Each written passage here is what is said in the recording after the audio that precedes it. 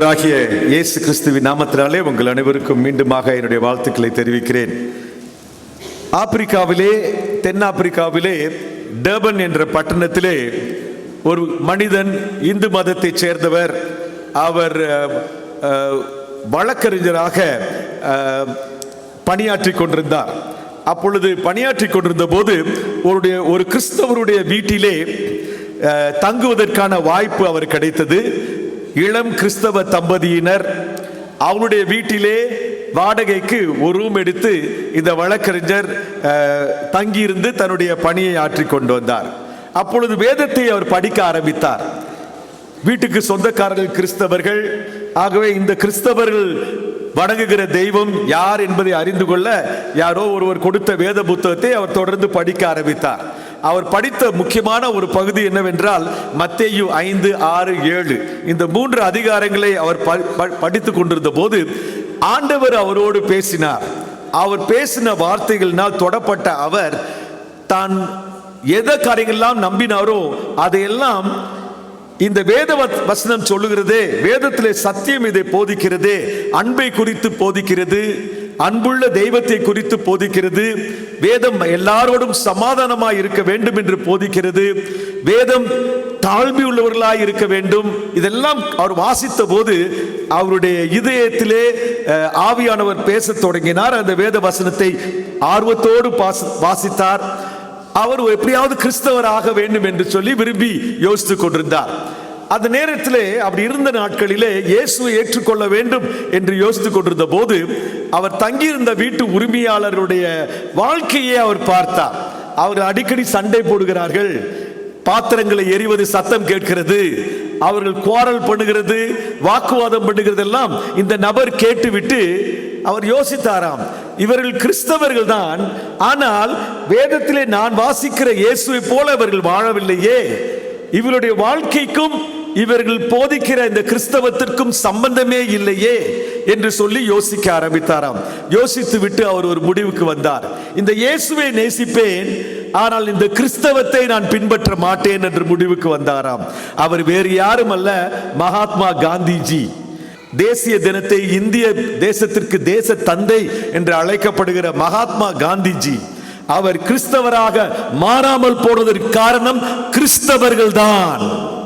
அநேக சமயங்களிலே கிறிஸ்துவை பின்பற்றுகிற நீங்களும் நானும் தான் இயேசுவை மற்றவர்கள் ஏற்றுக்கொள்வதற்கு தடை கற்களாக இருக்கிறோம்.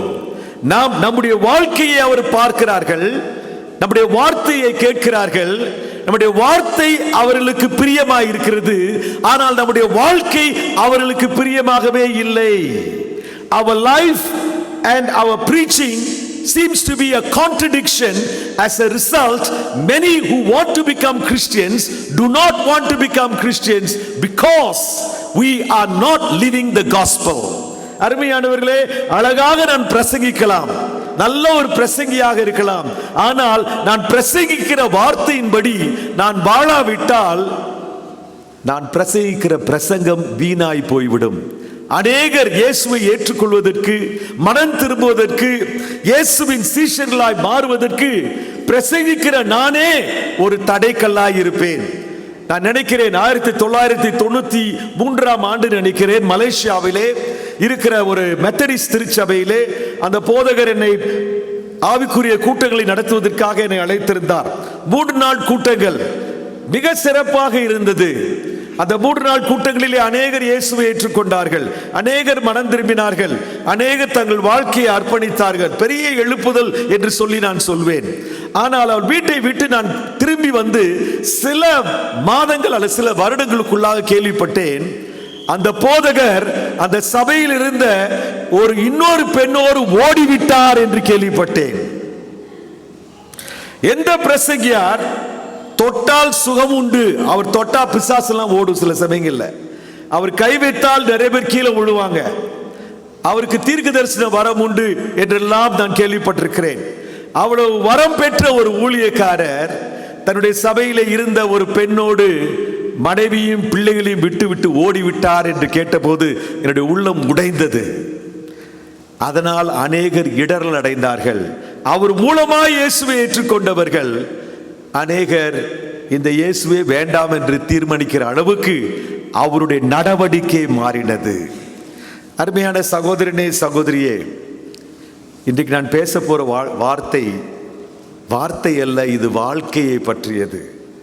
என் வாழ்க்கை சரியில்லாவிட்டால் நான் எவ்வளவுதான் நல்ல வார்த்தைகளை பேசினாலும் அநேகர் பரலோகத்திற்கு வருவதற்கு தடையாக நான் இருப்பேன். நியாய தீர்ப்பு நாளிலே நான் பிரசங்கிக்கிற பிரசங்கத்தின்படி நான் வாழாவிட்டால் என்னுடைய பிரசங்கத்தை கேட்டு மனம் திரும்பினவர்களுக்கு நான் இடராய் இருப்பேன் என்னால் ஆண்டவர் இடத்திலே கணக்கு கேட்பார். அதற்கு நான் பதிலளிக்க வேண்டியது இருக்கும். நான் பேசுகிற வார்த்தைகளை உணர்ந்தே புரிந்தே நடுக்கத்தோடு பயத்தோடு பேசுகிறேன். அருமையானவர்களே, அருமையான சகோதரர்களே, இந்த முகாமிலே நீங்கள் அநேக பாடங்களை கற்றுக்கொள்ளலாம். சுவிசேஷ பணியை பற்றி, ஆத்தும ஆதாயத்தை பற்றி, எப்படி ஆத்தும ஆதாயம் செய்ய வேண்டும் என்றெல்லாம் கற்றுக்கொள்ளலாம். ஆனால் வாழ்க்கை இல்லாவிட்டால் கற்றுக்கொண்ட எல்லாம் வீண் என்று நான் சொல்வேன். இந்த பிரசங்கம் வீண், இந்த போதனை வீண், இந்த 3 நாள் கூட்டங்கள் வீண், இதற்காக செலவிடப்பட்ட பணம் வீண், இவ்வளவு பயணம் செய்து இங்கு நாம் வந்ததெல்லாம் வீண். வார்த்தையின்படி வாழ வேண்டும், இயேசுவை போல மாற வேண்டும். இயேசுவின் ஊழியத்தை செய்ய வேண்டுமானால் இயேசுவை போல மாற வேண்டும். ஆகவே இந்த நாளிலே நாம் இந்தியாவிலே எதிர்நோக்கிற அநேக பிரச்சனைகளை பலர் பேசினார்கள். நேற்று சகோதரன் பெனிடிக்ட் சொன்னார் அநேக காரியங்களை, இளைஞர்களை பற்றி. நான் அறிந்து கொண்ட சில காரியங்கள் முன்பாக வைக்க விரும்புகிறேன். எதிர்கால சந்ததியாகிய உங்களுடைய வாழ்க்கையிலே, என்னுடைய வாழ்க்கையிலே நாம் எதிர்கால சந்ததியை தயார்படுத்துகின்ற ஒரு பெரிய பொறுப்பிலே இருக்கிறோம். ஆகவே நம்முடைய வாழ்க்கை முறை, சுவிசேஷ பணி என்பது மிக முக்கியம். இன்றைக்கு இளைஞர்கள் சந்திக்கின்ற, இந்தியாவிலே வாழ்கிற நிறைய இளைஞர்கள் அவர்கள் சந்திக்கிறது வேலை வாய்ப்பு ஒரு பெரிய பிரச்சனையாக இருக்கிறது. வேலையின்மை, தகுதி குறைவான வேலை வாய்ப்பு. Nearly 36% of young Indians aged between 15 and 34 consider that this as a primary issue. 15 வயதிற்கும் 34 வயதிற்கும் இடைப்பட்ட 36 விழுக்காட்டு இந்திய இளைஞர்கள், 15 வயதினர் இல்லாவிட்டால் யங் அடல்ட்ஸ், அவருடைய பிரச்சனை என்னவென்றால் படித்து பட்டதாரி ஆகியும் படித்த வேலைக்கு, படித்த படிப்புக்கு ஏற்ற வேலை இல்லை. IIT படித்திருக்கிறார்கள், இன்றும் நல்ல பல்கலைக்கழகங்களில் படித்திருக்கிறார்கள், அவர்களுக்கு தகுதிக்கேற்ற வேலை கிடைப்பது மிகப்பெரிய பிரச்சனையாக இருக்கிறது. I am talking something that is real in India. ஒருவேளை அப்படிப்பட்ட சவால்களை சந்திக்கிற நீங்களாக இருக்கலாம், இல்லாவிட்டால் உங்களுக்கு தெரிந்தவர்களாக இருக்கலாம். இது அவருடைய தேவையாக இருக்கிறது. Under employment, not just employment but underemployment, where youth are employed in positions below their qualification. அண்மையிலே நான் ஊட்டியிலே போன வருடம் என்று நினைக்கிறேன், நான் விடுமுறைக்காக வந்திருந்த போது ஒரு சபையிலே ஆசீர்வாத இளைஞர் இயக்கத்தை சேர்ந்த தொடர்புடைய ஒரு போதகர் சபையிலே பேச கூப்பிட்டார். அப்பொழுது நான் பேச போயிருந்த போது MSc படித்துவிட்டு, MSc கெமிஸ்ட்ரியோ பயாலஜியோ படித்துவிட்டு மூட்டையை தூக்குகிறார். உருளைக்கிழங்கு மூட்டையை தூக்கி அதை ஒவ்வொரு நாளும் நான் அனுப்புகிறேன், அதுதான் என்னுடைய வேலை என்று சொன்னார். அவரை பார்த்து நான் கேட்டேன், நீங்க ஏன் இந்த வேலையை செய்றீங்கன்னா, எனக்கு வேலை கிடைக்கலங்க, படித்தவர்களுக்கு வேலை இல்லை. இது ஒரு பிரச்சனை, இது உங்களுக்கும் எனக்கும் முன்பாக இருக்கிற ஒரு பிரச்சனை. அது மட்டுமல்ல, as of April 2025 the unemployment rate among Indians aged 15 to 29 was 13.8%. urban, அதாவது பட்டணங்களில் இருக்கிற யூத்ஸ் மத்தியிலே the unemployment rate is 17.2%, 17.2 விழுக்காடு. ரூரல்ல 12.3%. இப்படி சொல்லிக்கிட்டே போகலாம். ஆகவே முதலாவதாக அன்எம்ப்ளாய்மெண்ட் ப்ராப்ளம். இது ஏன் சொல்றேன்றதை பின்னாடி விளக்குறேன், ஏன் இதெல்லாம் பேசுறேன்.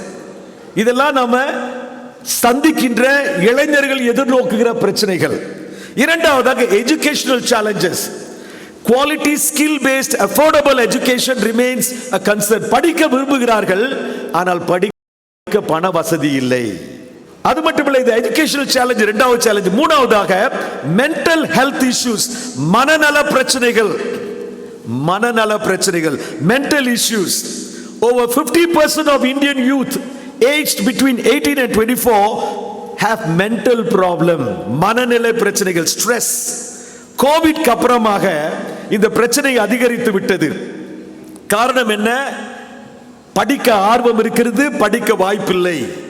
படித்து முடித்தால் வேலை பாதுகாப்பு இல்லை.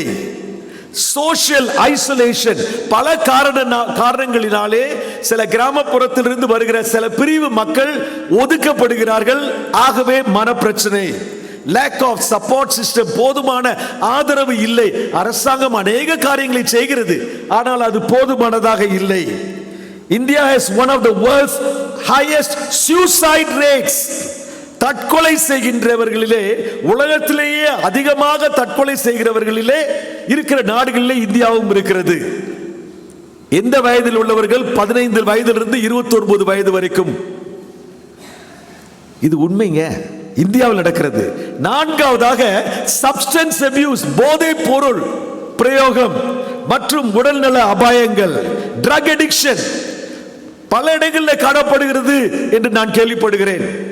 especially among illiterates, படிக்காதவர்கள், marginalized people, due to lack of guidance and support and education. இதெல்லாம் பார்க்கும்போது பரிதாபமா இருக்கு. இதெல்லாம் சவால்கள். அது மட்டுமல்ல, ஐந்தாவதாக சோஷியல் அண்ட் கல்ச்சரல் பிரஷர்ஸ், சமூக மற்றும் கலாச்சார அழுத்தங்கள், ஃபேமிலி எக்ஸ்பெக்டேஷன்ஸ், பல காஸ்ட் டிஸ்கிரிமினேஷன், ரிலிஜியஸ் பயசஸ், இதெல்லாம் அவர்களை பாதிக்கிறது. தி எஃபெக்ட், அவர்கள் நன்றாய் முன்னேறி நாட்டிலே ஒரு பொறுப்பிலே வர வேண்டும் என்று விரும்புகிற கிராமப்புறத்தில் இருக்கிற மாணவர்கள் இருக்கிறார்கள், பெற்றோர்கள் இருக்கிறார்கள், தங்கள் பிள்ளைகள் படித்து முன்னேற வேண்டும் என்று, ஆனால் முடியவில்லை. இதெல்லாம் அழுத்தம். இந்த அழுத்தங்களினாலே generation gap between youth and elders, பல வயதானவர்களுக்கும் இன்றைக்கு இளைஞர்களுக்கும் இடையிலே ஒரு கேப் இருக்கிறது, மிஸ் அண்டர்ஸ்டாண்டிங் இருக்கிறது. அதனாலே மன அழுத்தங்கள். அது மட்டுமல்ல, corruption and lack of opportunities, ஊழல் மற்றும் வாய்ப்புகள் இல்லாமை. ஊழல் இருக்கிறனால பணம் உள்ளவர்கள் பணம் கொடுத்து வாழ்க்கையில முன்னேறி விடுகிறார்கள். ஆனால் படிக்க விரும்பியும் வாழ்க்கையில முன்னேற விரும்பியும் வாய்ப்புகள் இல்லாமல் தவித்துக் கொண்டிருக்கிற இளைஞர்கள் நூற்றுக்கணக்கான ஆயிரக்கணக்கான பேர் இந்தியாவில் இருக்கிறார்கள். அது மட்டுமல்ல, ஏழாவதாக poverty and economic pressures, வறுமை மற்றும் பொருளாதார அழுத்தங்கள். many young people, especially in the rural areas, are trapped in the cycles of poverty. அப்பா ஏழையா இருந்தாரு, இவரும் ஏழையா இருக்கிறார். அப்பாவுக்கு படிப்பு இல்லை, இவருக்கும் படிப்பு இல்லை. அப்பாவுக்கு வேலை சரியில்லை, இவருக்கும் இல்லை. இன்ஃப்ளேஷன், பணவீக்கம், பண வசதிகள் இல்லாமல் இருக்கிறார். ரைசிங் காஸ்ட், விலையேற்றம் அதிகரித்து விட்டது. இதெல்லாம் சமாளிக்க முடியாமல் தத்தளித்துக் கொண்டிருக்கிறார்கள் இளைஞர்கள். பவர்ட்டி அண்ட் எக்கனாமிக் பிரஷர்ஸ் இருக்கிறது. டிஜிட்டல் அடிக்ஷன், நீங்க சிங்கப்பூருக்குலாம் வந்தீங்கன்னா ஒரு வயசு புள்ள போனை வச்சு விளையாடிட்டு இருக்குது. ஒரு வயசு புள்ள, அப்பா அம்மா அந்த பிள்ளையை அடக்கி வைக்கிறதுக்கு அந்த போனை கையில் கொடுத்துட்றாங்க. சோஷியல் மீடியா இருக்குது. அதனால யூத்ஸ் இன்றைக்கு சோஷியல் மீடியாவுக்கு அடிக்ட் ஆகியிருக்கிறார்கள், அடிமைப்பட்டு கிடக்கிறார்கள். உங்ககிட்ட பேசுறாங்களோ இல்லையோ சோஷியல் மீடியா பார்த்தே இருப்பாங்க. கணவன் மனைவி கூட ஒருத்தர் முகத்தை பார்க்கறது இல்ல, ஃபேஸ்புக் தான் பார்க்கறாங்க. ஒருத்தர் ஃபேஸே பார்க்கறது இல்ல. அந்த மாதிரி இருக்கிறது. 10வது கிரைம் அண்ட் ஜுவனைல் டெலிங்குவன்சி, இளம் வயதிலேயே குற்றங்களை செய்கிற அநேகர் இருக்கிறார்கள். காரணம், young people are not privileged. அவர் குற்றம் செய்து திருடி தவறான வழியிலே போய் சம்பாதிக்க முயற்சி செய்கிறார்கள். இது ஒரு பெரிய பிரச்சனை. இதெல்லாம் 10 பிரச்சனைகளை உண்பாடி வச்சுட்டேன். இதுக்கு மேல நிறைய பிரச்சனை இருக்கும், அது உங்களுக்கு தெரியும். இப்படிப்பட்ட சமுதாயத்திலே வாழ்கிற நாம் எப்படிப்பட்ட வாழ்க்கையை வாழ வேண்டும்? டேவிட்சன் என்ற தேவனுடைய ஊழியக்காரர் சொல்லுகிறார், if you found a cure for cancer, wouldn't it be inconceivable to hide it from the rest of mankind? புற்றுநோய்க்கு மருந்தை கண்டுபிடித்து விட்டால் அதை மற்றவர்களுக்கு வெளிப்படுத்தாமல், அதை அறிமுகம் செய்யாமல் உங்களிடத்திலேயே வைத்துக் கொள்வீர்களானால் அது எவ்வளவு பெரிய குற்றமாக இருக்கும். புற்றுநோய்க்கு மருந்து கண்டுபிடிச்சிட்டீங்க, நிறைய பேர் புற்றுநோயில செத்துட்டு இருக்கிறாங்க, மருந்து உங்ககிட்ட இருக்குது, ஆனா நீங்க அதை கொடுக்காம இருக்கிறீங்கன்னா அது எவ்வளவு பெரிய குற்றம். How much more inconceivable to keep silent the cure from the eternal wages of death. நித்திய நரகத்திற்கு போகிற மக்களை நித்திய நரகத்திலிருந்து நித்திய ஆக்கினை தீர்ப்பிலிருந்து காப்பாற்றுகிற மருந்து இயேசு. He is the solution. புற்றுநோயிலிருந்து ஒரு மனிதனை மருந்தை வைத்து காப்பாற்றினால் உலக வாழ்க்கையிலே இருந்து பாடுகள் இருந்து நோயிலிருந்து அவனை காப்பாற்றி விடலாம். ஆனால் நரகம் என்பது நித்தியமாய் ஒரு மனிதன் அனுபவிக்க வேண்டிய ஒன்று. பாதாளம் என்பது அந்த பாதாளத்துக்கு நித்தியமாய் போய் அனுபவிக்கின்ற அனுபவத்திலிருந்து ஒரு மனிதனை விடுவிக்கக்கூடிய மருந்து இயேசு. இயேசு கொடுக்கின்ற நம்பிக்கை, இயேசு கொடுக்கின்ற சமாதானம், இயேசு கொடுக்கின்ற நல்ல ஒரு எதிர்காலம், இயேசு கொடுக்கின்ற வாழ்க்கையிலே சந்தோஷம், சமாதானம். அந்த செய்தி உங்ககிட்ட இருக்கு, என்கிட்ட இருக்குதுங்க. அதனால இயேசு எங்க ஆரம்பிச்சாரோ அங்க நான் ஆரம்பிக்க விரும்புகிறேன். one of the biblical fundamentals என்னவென்றால், நீங்களும் நானும் யார் அப்படின்றத நாம புரிஞ்சுக்கிறோம். நீங்கள் யார், நான் யார் என்று அறிந்து கொள்ளும் போது நம்முடைய பொறுப்பிலே நாம் உண்மையாயிருப்போம்.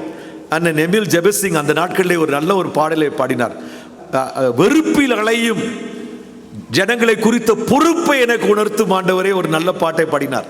நான் சிறுவனாக இருக்கும்போது இயேசுவை ஏற்றுக்கொண்ட நாட்களிலே அண்ணன் எமில் ஜெபசிங்குடைய பாட்டு, இந்த பாட்டு எனக்கு ரொம்ப கிரியை செய்தது. வெறுப்பில் அலையும் ஜனத்தின் மேல் பொறுப்பை உணர்த்தும் ஆண்டவரே என்பது. அப்படின்னா எனக்கு ஒரு பொறுப்பு இருக்கிறது, உங்களுக்கு ஒரு பொறுப்பு இருக்கிறது. காரணம் என்னன்னா, நம்முடைய அடையாளம் என்னவென்று சொன்னால், இயேசு சொல்கிறார் மத்தேயு 5:13, you are the salt of the world, நீங்கள் தான் உலகத்திற்கு உப்பாய் இருக்கிறீர்கள் என்று சொல்றாங்க. சாப்பாட்டுல உணவு உப்பு குறைஞ்சுன்னா சாப்பிட நிறைய பேர் சாப்பிட மாட்டோம், ஆனா உப்பு வேணும். அது மாதிரி வாழ்க்கையிலே ருசியை கொண்டு வருவது நீங்களும் நானும் தான். ருசி இல்லாத வாழ்க்கையை வாழ்ந்து கொண்டிருக்கிற இளைஞர் பட்டாளம், ருசி இல்லாமல் வாழ்க்கையை ஏனோதானோ என்று வாழ்ந்து கொண்டிருக்கிறவர்களுக்கு வாழ்க்கையிலே நம்பிக்கையை கொண்டு வருகிறவர்கள் நீங்களும் நானும் தான். இயேசு சொன்னார், நீங்கள் உப்பாய் இருக்கிறீர்கள். That is the identity. அருமையானவர்களே, நீங்களும் நானும் ஒரு பெரிய பொறுப்பை பெற்றுக் கொண்டிருக்கிறோம். அந்த பொறுப்பு என்ன? வெறுப்பில் அலையும் ஜனத்தின் மேல் பொறுப்பை உணர்ந்து அவர்களுக்கு இயேசுவை கொண்டு அறிமுகம் செய்வதுதான் நம்முடைய பொறுப்பாக இருக்கிறது. Identity. You and you only are the salt of the earth. இந்தியாவின் எதிர்காலம், இந்திய இளைஞர்களுடைய நல்வாழ்க்கை எதிர்காலம் உங்களுடைய கையில் இருக்கிறது. அவர்கள் பாதாளத்திற்கு போகாமல், நரகத்திலே போய் நித்தியமாய் செலவிடாமல் நல்ல ஒரு வாழ்க்கை உலகத்திலே வாழ்ந்து பரலோகத்திற்கு போக வேண்டுமானால் அந்த ரகசியம் உங்களிடத்தில் இருக்கிறது. காரணம், நீங்கள் தான் உப்பு. அது மட்டுமல்ல, இயேசு சொன்னார், அந்த பொறுப்பு, நீங்கள் உப்பு மட்டுமல்ல, what are you called to do? உப்பாய் இருந்து நீங்கள் என்ன செய்ய வேண்டுமா? இயேசு ஒரு நித்திய ஒரு பொறுப்பை, ஒரு கடமையை நினைவூட்டுகின்றார். You are the light என்று சொல்லுகிறார். மத்தேயு 5:16 வெளிச்சம் இருளை போக்கும். வெளிச்சம் மற்றவர்களுக்கு நம்பிக்கையை கொண்டு வரும். அருமையானவர்களே, அநேகர் இருளிலே வாழ்ந்து கொண்டிருக்கிறார்கள். ஆகவே உங்களுடைய பொறுப்பு, அடையாளம் என்ன? உப்பு ருசியை கொண்டு வருது. பொறுப்பு என்ன? வெளிச்சத்தை கொண்டு வருவது. மனிதனுடைய வாழ்க்கையில வெளிச்சத்தை கொண்டு வருவது இயேசு. அந்த செய்தி. அருமையானவர்களே, நான் 17 வயது இருக்கும் போது தற்கொலை செய்ய வேண்டும் என்று யோசித்து ஓடிக்கொண்டிருந்தேன். காரணம், என்னுடைய ஜூனியர் காலேஜ் எஜுகேஷன் சமயத்திலே என்னுடைய கெமிஸ்ட்ரி பிசிக்ஸ்ல நான் சரியாக செய்யவில்லை. என்னுடைய அப்பா என்னை பார்த்து, போடா வெளியில, வீட்டை விட்டு போடா. எனக்கு ஒரு பெரிய ஒரு disappoint, you are a hopeless boy, என வாழ்க்கையிலே நம்பிக்கை கொடுக்கிறவனாய் இருப்பாய் என்று நினைத்தேன், நீ என்னை ஏமாற்றி விட்டாய் என்று சொல்லி கோபமாய் பேசின போது நான் வெளியிலே ஓடி தற்கொலை பண்ண வேண்டும் என்று யோசித்த போதுதான் இயேசு என்னை சந்தித்தார். ஒரு நபர் என்னோடு பேசினார். இயேசுவை ஏற்றுக்கொண்டேன், பொறுப்பை உணர்ந்தேன், என் வாழ்க்கை மாறினது. அந்த ஒரு நபர் என் வாழ்க்கையிலே வெளிச்சமாக இருந்தார். என் வாழ்க்கை இருளடைந்திருந்தது, நம்பிக்கை இல்லாமல் இருந்தேன், எதிர்காலமே இல்லை என்று நினைத்தேன், செத்தால் போதும் என்று யோசித்துக் கொண்டிருந்தேன். அப்பொழுது ஆண்டவர் அந்த வார்த்தையோடு பேசினார். சங்கீதம் 27:10, உன் தாயும் தகப்பனும் உன்னை கைவிட்டாலும் கர்த்தர் உன்னை சேர்த்துக் கொள்வார் என்ற வார்த்தை என்னுடைய வாழ்க்கையை மாற்றினது. அருமையானவர்களே, சில அண்ணன்மார் அக்காமார் எனக்கு வெளிச்சமாயிருந்தார்கள். ஆகவே நான் இன்றைக்கு மற்றவர்களுக்கு வெளிச்சமாய் இருக்க முயற்சி செய்கிறேன், விரும்புகிறேன். ஆகவே உங்களுடைய அடையாளம், நீங்கள் உப்பு ருசியை கொண்டு வருகிறவர்கள். உங்களுடைய இரண்டாவது பொறுப்பு என்ன?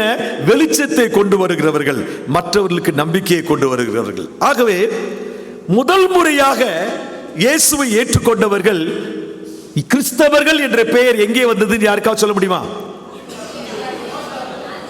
அந்தியோகியா பட்டணத்திலே அப்போஸ்தலர் நடவடிக்கைகள் 11ஆம் அதிகாரம் 26ஆம் வசனத்திலே, and in Antioch the disciples were first called Christians. முதல் முறையாக கிறிஸ்தவர்கள் அந்தியோகியா பட்டணத்திலே கிறிஸ்தவர்கள் என்று அழைக்கப்பட்டார்கள். காரணம் என்ன தெரியுமா? Christian means belonging to Christ. கிறிஸ்தவன் என்றால் கிறிஸ்துவுக்கு சொந்தமானவர்கள். கிறிஸ்தவன் என்று சொன்னால் கிறிஸ்துவை பின்பற்றுகிறவர்கள். ஆகவேதான் அவர்கள் கிறிஸ்தவர்கள். தனித்தால் ஆத்தும ஆதாய பணியை, சுவிசேஷ பணியை நீங்களும் நானும் செய்ய வேண்டுமானால் நாம் கிறிஸ்துவுக்கு சொந்தமானவர்களாக வாழ வேண்டும். கிறிஸ்துவை பின்பற்றுகிறவர்களாக உலகத்திற்கு நம்மை காட்ட வேண்டிய அவசியம் இருக்கிறது.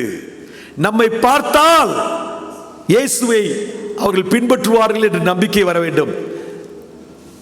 2015 என்று நினைக்கிறேன், ஆப்பிரிக்காவிலே மலாவிலே ஒரு ஆலயத்திலே நான் உட்கார்ந்து கொண்டிருந்தேன். அப்பொழுது ஒரு ஆப்பிரிக்கர் புல்பீட்டுக்கு போய் பிரசங்கம் பண்ணார். அவர் சொன்னார், follow me as I follow Jesus என்று சொன்னார். 1 கொரிந்தியரிலே பவுல் சொல்கிறார் கொரிந்து சபையை பார்த்து, நான் இயேசுவை பின்பற்றுவது போல நீங்கள் என்னை பின்பற்றுங்கள். அடுத்து அந்த ஆப்பிரிக்கர் சொன்னார், சபை மக்களை பார்த்து போதகர் சொல்றாரு, என்னைக்காவது ஒரு நாள் நான் இயேசுவை பின்பற்றவில்லை என்று கண்டீர்களானால் நீங்கள் இயேசுவை பின்பற்றாதீர்கள் என்று சொன்னார். நான் இயேசுவை பின்பற்றலனா நீங்க இந்த கோயிலுக்கே வர வேண்டியது தேவையில்லை. நான் இயேசுவை பின்பற்றுவது போல நீங்களும் இயேசுவை பின்பற்றுங்கள் என்று சொன்னார். அந்த நாளில் இருந்து அவருடைய நண்பராய் மாறிவிட்டார். அது ஒரு மிஷனரி சபையாக மாறினது. ஒரு மிஷனரி அனுப்பினார்கள். இன்றைக்கு வரைக்கும் நான் அவரை மென்டார் செய்கிறேன். அவரோடு கூட ஜெபத்திலே தொடர்புள்ளவனாக இருக்கிறேன். அருமையானவர்களே, கிறிஸ்தவர்கள் யார்? இயேசுவுக்கு சொந்தமானவர்கள். நீங்களும் நானும் நமக்கு சொந்தமானல்ல. ஒரு பழைய கீர்த்தனை இருக்குது, நீ உனக்கு சொந்தம் அல்லவே. நாம் நமக்கு சொந்தம் அல்ல, இயேசுவுக்கு சொந்தம்.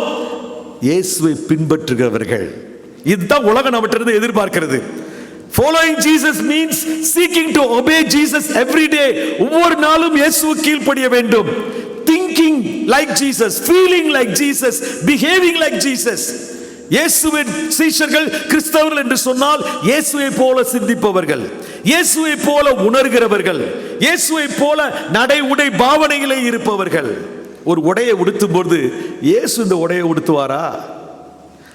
ஒரு மேக்கப் போடும்போது இயேசு இப்படிதான் மேக்கப் போடுவாரா? நான் ஒரு ஒருத்தட்டியா பேசும்போது இயேசு இப்படிதான் பேசுவாரா? கேட்டுக்கிட்டே இருக்கணும். சிந்திக்கிறோம், பல சிந்தனையை சிந்திக்கிறோம். இயேசுவை போல சிந்திக்கிறோமா?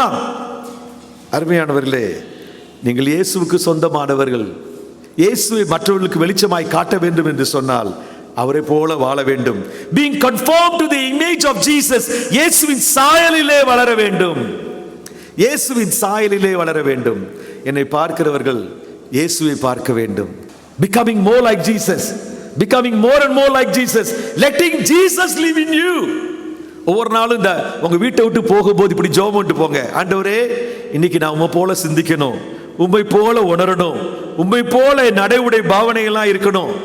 என்னோடு வேலை செய்கிறவங்க, படிக்கிறவங்க என்னிலே இயேசுவை பார்க்க வேண்டும். இன்னைக்கு முழுசு நீங்க என் மூலமாக வாழ வேண்டும், நீர் வாழ வேண்டும்.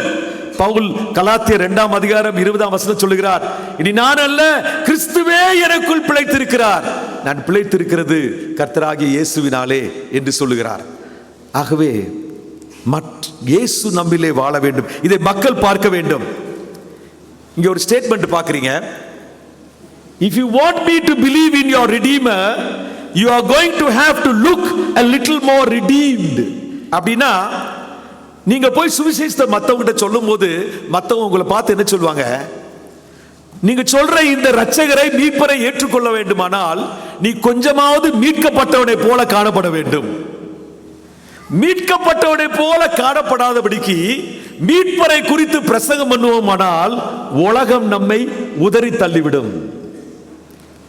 இந்த வார்த்தை யாருடைய வார்த்தை தெரியுமா? நீட்சே அப்படின்ற ஜெர்மன் பிலாசபர். அந்த ஜெர்மன் பிலாசபர் ஒரு காலத்திலே கிறிஸ்தவராக இருந்திருக்கலாம். அவர் ஒரு நாளிலே இப்படி சொன்னாராம், God is dead என்று சொன்னாராம். கடவுள் செத்து விட்டார் என்று சொன்னாராம். அது காரணம் என்ன தெரியுமா? கிறிஸ்தவர்களையும் கிறிஸ்தவர்களையும் பார்த்துவிட்டு கடவுள் செத்து விட்டார் என்று சொன்னாராம். கிறிஸ்தவமும் கிறிஸ்தவர்களும் உயிரோடு இருக்கிற மீட்பரை பற்றி பேசுகிறார்கள், ஆனால் மீட்கப்பட்டவர்களாய் அவர்களை நான் பார்க்க முடியவில்லை என்று சொன்னார். ரட்சிக்கப்பட்டோம் என்று சொல்லுகிறோம், ரட்சிக்கப்பட்டவர்களை போல வாழவில்லை. பரிசுத்த தெய்வத்தை வணங்குகிறோம் என்று சொல்லுகிறோம், பரிசுத்த தெய்வம் பரிசுத்தமாய் வாழ்க்கையிலே நாம் வாழ்வதில்லை. நீட்சே ஒரு பெரிய பிலாசபர், பெரிய ஒரு ஞானி. அவர் முடிவுக்கு வந்ததற்கு காரணம் என்ன தெரியுமா? கடவுள் செத்து விட்டார் என்பதற்காக சொன்ன முடிவுக்கு கிறிஸ்தவர்கள் தான் காரணம். டார்வினை பற்றி, எவல்யூஷனை பற்றி படிக்கிறோம். அவங்களாம் ஒரு காலத்தில் கிறிஸ்தவர்களாக இருந்தவர்கள். அருமையானவர்களே, பெரிய பெரிய ஜாம்பவான்கள், பெரிய பெரிய சிந்தனையாளர்கள், இவர்கள் எல்லாரும் கிறிஸ்தவத்தையும் உதறிவிட்டு போவதற்கு காரணம் கிறிஸ்தவர்கள். கிறிஸ்தவம், கிறிஸ்தவ சபைகள், கிறிஸ்தவ ஊழியக்காரர்கள் நாம் தான் தடவையா இருக்கிறோம். ஒரு நாள் கிறிஸ்தவர்கள் ஆண்டவருக்கு கணக்கு கொடுக்க வேண்டியது இருக்கும். ஆசீர்வாத இளைஞர் இயக்கத்தைச் சேர்ந்த தலைவர்கள், தொண்டர்கள், ஊழியர்கள், விசுவாசிகள், பங்காளர்கள் கிறிஸ்துவை பற்றி பிரசங்கித்து விட்டு கிறிஸ்துவை போல வாழாவிட்டால் நியாய தீர்ப்பு நாளிலே அவர்கள் தேவனுடைய நியாய தீர்ப்பு சிங்காசனத்திற்கு முன்பாக கணக்கு கொடுக்க வேண்டியது இருக்கும். நான் கணக்கு கொடுக்க வேண்டியது இருக்கும். வாழ வேண்டும். If you want me to believe in your Redeemer, you have to look a little more redeemed என்று சொன்னார். ஆகவே the world wants to see a Christian before hearing a Christian. உலகம் கிறிஸ்தவனுடைய சுவிசேஷத்தை கேட்பதற்கு முன்பாக ஒரு கிறிஸ்தவனை, கிறிஸ்துவை போன்றவனை பார்க்க விரும்புகிறது. அடிக்கடி நீங்களே நினைப்பீங்க, இந்த ஆள் ஏன் கத்துறாரு அப்படின்னு சொல்லி நினைப்பீங்க. என்னுடைய மகன் அடிக்கடி என்கிட்ட சொல்லுவான், டேடி இப்படி எப்படியா கத்துறீங்க, இவ்வளோ சத்தமாக பேசுறீங்களே, எனக்காவது ஹார்ட் அட்டாக் வரப்போகுது அப்படின்னு சொல்லுவான். நான் கவலைப்படுறதில்லை, ஏன்னா என் ரத்தம் கொதிக்கிறது. என் ரத்தமே கொதிக்குதுன்னா ஆண்டவருடைய ரத்தம் எப்படி கொதிக்கும்? தன்னுடைய பிள்ளைகள், தம்முடைய நாமம் தரிக்கப்பட்ட அவருடைய ஜனங்கள் அவரை போல வாழவில்லை என்று சொன்னால் அது ஆண்டவரை, அவருடைய ரத்தத்தை கொதிக்க செய்யும். அருமையானவர்களே, இந்த முகாமை விட்டு நீங்கள் போகும்போது இதுல ஒரு முடிவெடுத்து, இனிமேல நான் இயேசுவை போல வாழ்வேன், இயேசுவை போல பேசுவேன், இயேசுவை போல சிந்திப்பேன், இயேசுவை போல ஊழியம் செய்வேன், இயேசுவை போல அர்ப்பணித்து உயிரையும் கொடுப்பேன் அப்படின்னு ஒரு முடிவு எடுத்துட்டு போயிட்டீங்கன்னா இந்த முகாமுடைய நோக்கம் நிறைவேறிச்சுன்னு அர்த்தங்க. அதுதான் ஆண்டவர் எதிர்பார்க்கிறார். Evangelism by lifestyle and evangelism by word must never be divorced. அப்படின்னா என்ன அர்த்தம்? சுவிசேஷம், வார்த்தையின் மூலமாக சுவிசேஷமும் வாழ்க்கையின் மூலமாக சுவிசேஷமும் ஒரு நாளும் ரெண்டையும் பிரித்து விடக்கூடாது. வார்த்தை இரண்டாவதாக, வாழ்க்கை முதலாவதாக. வாழ்க்கை இதயத்தை திறக்கும், வார்த்தை சுவிசேஷத்தை இதயத்திற்குள் கொண்டு செல்லும். Let me repeat that statement. வாழ்க்கை ஒரு மனிதனுடைய மூடி கிடக்கின்ற இருதயத்தை திறந்துவிடும். சுவிசேஷ வார்த்தை உள்ளே பின்பாக ஆண்டவரை கொண்டு செல்லும், இதயத்துக்குள்ளாக கொண்டு செல்லும். வாழ்க்கை இல்லாவிட்டால் வார்த்தை பயனில்லை. Let your life do your talk. முதல்ல உங்கள் வாழ்க்கை பேசட்டும், பின்பு வாயை திறந்து பேசுவது. வாயெல்லாம் பரிசுத்தம், ஆனா வாழ்க்கையெல்லாம் பாவம், அக்கிரமம் அப்படின்னா எப்படிங்க நம்புவாங்க மக்கள்? மக்கள் நம்ப மாட்டாங்க. Let your life do your talk. உங்கள் வாழ்க்கையை பேசட்டும், பின்பு வார்த்தையை பேசுங்கள். living the gospel. Evangelism by lifestyle, lifestyle evangelism is living the gospel.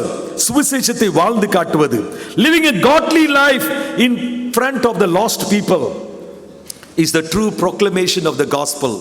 உண்மையான சுவிசேஷ பிரசங்கம் என்னவென்றால், தெய்வ மனிதனாக தெய்வத்தினுடைய சுபாவத்தோடு பாவத்தில் வாழ்கிற மக்கள் முன்பாக வாழ்வதுதான் சுவிசேஷம். முதலாவதாக living a godly life in front of the lost people is necessary preparation to the later proclamation of the gospel. பின்னாடி சுவிசேஷத்தை பிரசங்கிப்பதற்கு முதலாவதாக அவர்கள் இயேசு போல வாழ்கிறவர்களாக நம்மை பார்க்க வேண்டும்.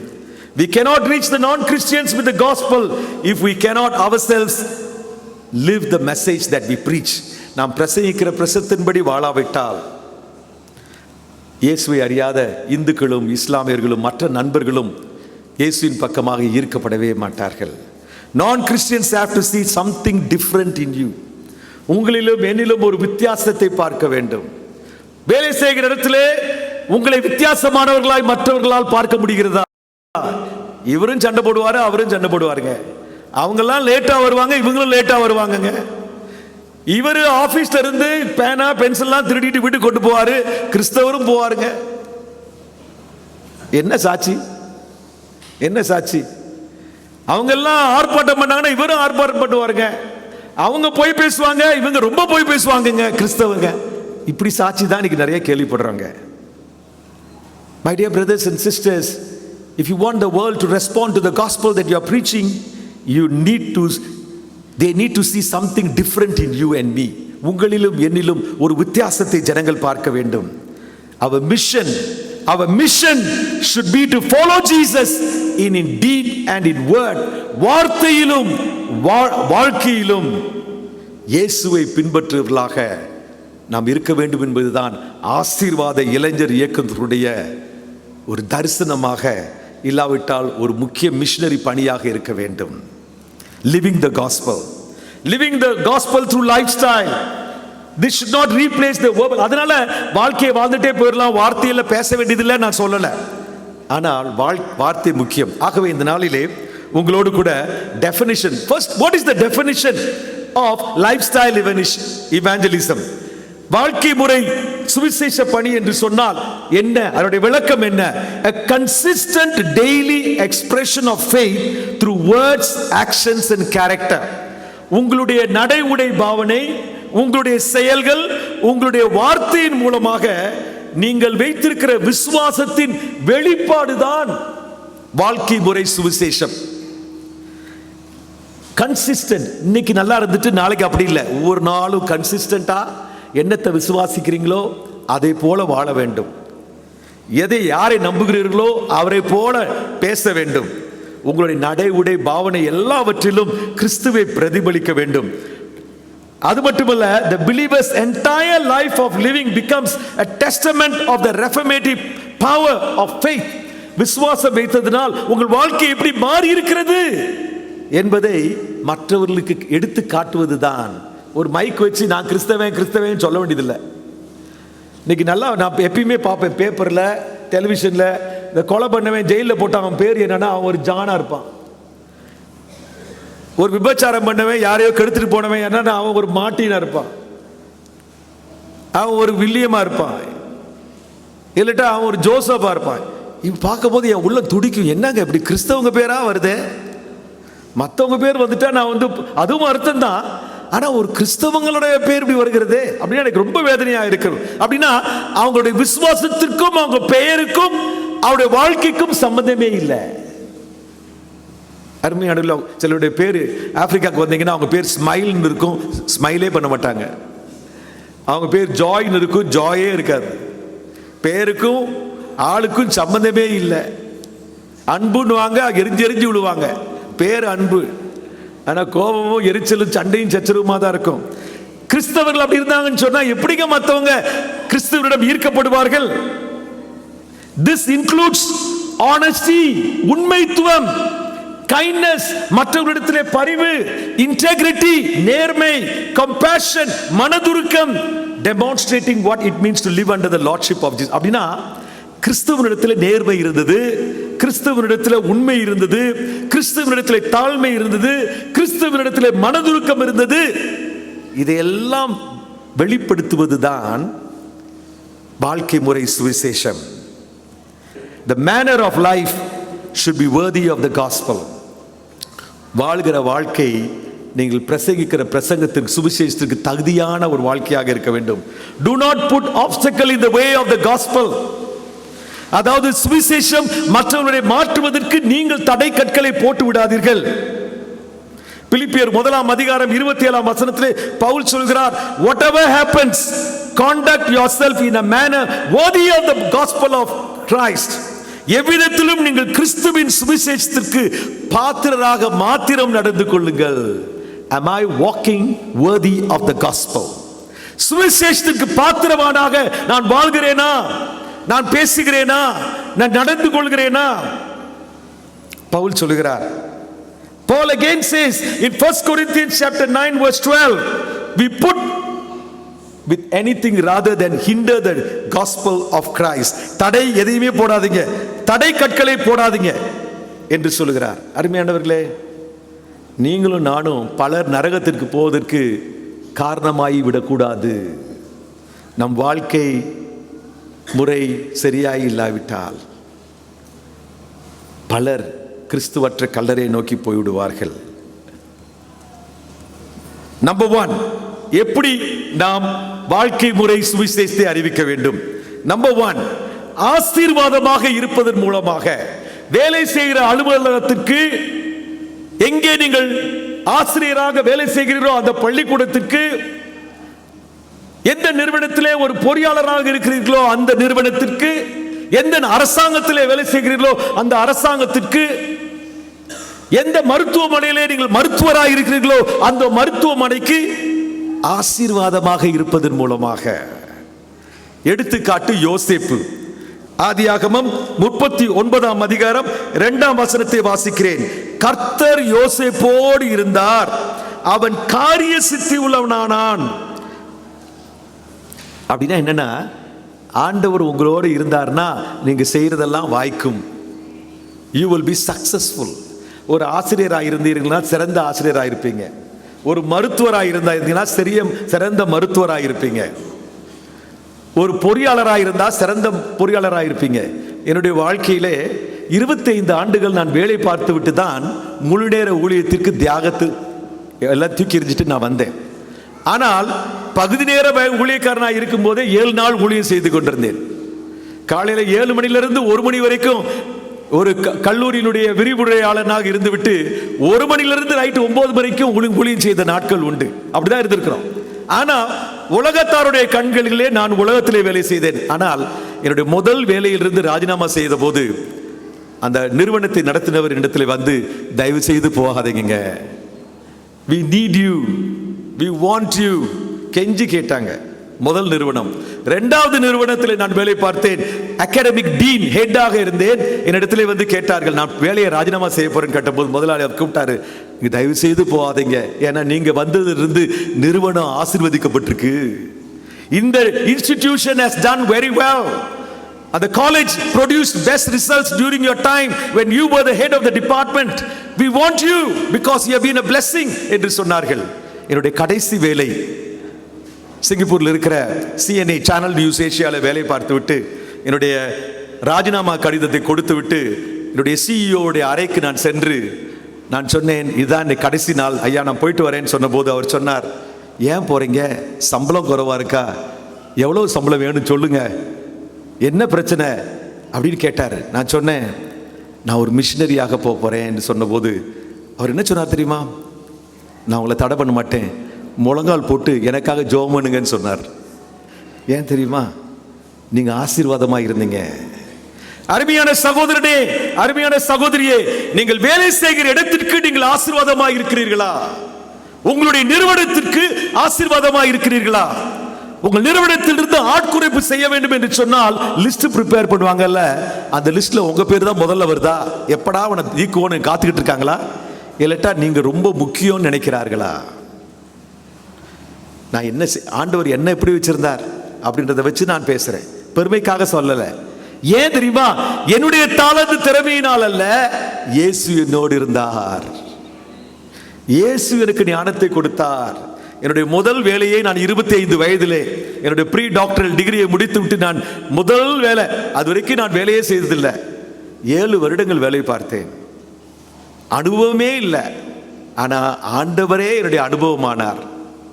இயேசுவே அந்த ஆரம்ப பகுதியிலே ஆசீர்வாத இளைஞர் இயக்கத்திலே கற்றுக்கொண்ட பாடங்கள், எப்படி இருக்கிற இடத்துல மற்றவர்களுக்கு ஆசீர்வாதமாக இருக்க வேண்டும், சீஷனாக இருக்க வேண்டும் என்று கற்றுக்கொண்ட பாடங்கள் எனக்கு ரொம்ப உதவி செய்தது. நான் என்றைக்கும் என் வாழ்நாள் எல்லாம் ஆசீர்வாத இளைஞர் இயக்கத்திற்கு கடமைப்பட்டிருப்பேன், நன்றியுள்ளவனாயிருப்பேன். அண்ணன்மார் எனக்கு கற்றுக் கொடுத்தார்கள். யோசேப்பாக நீ இருக்க வேண்டும், மற்றவர்களுக்கு ஆசீர்வாதமாக இருக்க வேண்டும் என்று சொல்லி கற்றுக் கொடுத்தார்கள். அது எனக்கு உதவியாக இருந்தது. ஆகவே முதலாவதாக ஆசீர்வாதமாக இருக்க வேண்டும். ஆதியாகமம் 39ஆம் அதிகாரம் 5ஆம் வசனத்தில் பாருங்க, the Lord blessed the household of Egyptian because of Joseph. யோசேப்பினாலே போத்திபாருடைய வீடு ஆசீர்வதிக்கப்பட்டிருந்தது.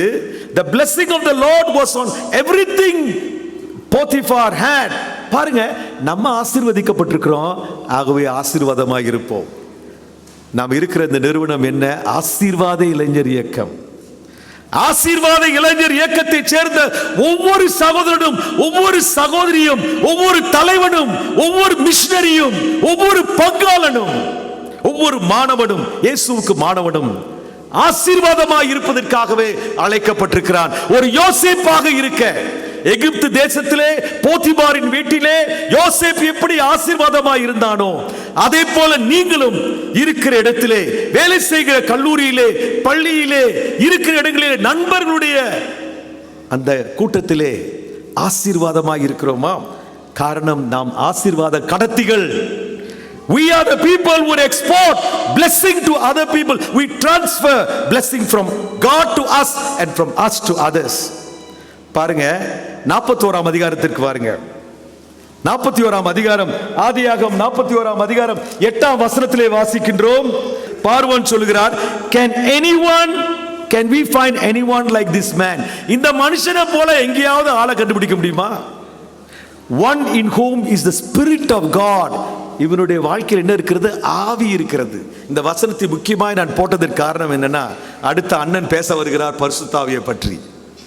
பரிசுத்த ஆவியானவர் உங்களுக்குள்ளும் எனக்குள்ளும் இருப்பதை உலகம் பார்க்க வேண்டும், பார்க்க முடியும்.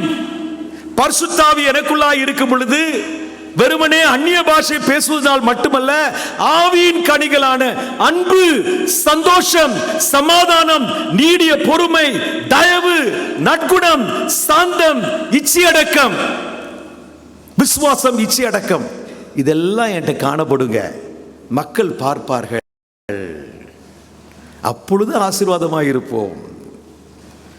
அருமையானவர்களே, உங்களை பார்த்து நீங்க போன உடனே எல்லாரும் சொல்லணும், ஏதோ ஒரு முகாமுக்கு போயிட்டு வந்தாரு, என்ன ஆச்சு இவர் மாற்றி முகாமே இவங்களை மாத்திருச்சுங்க.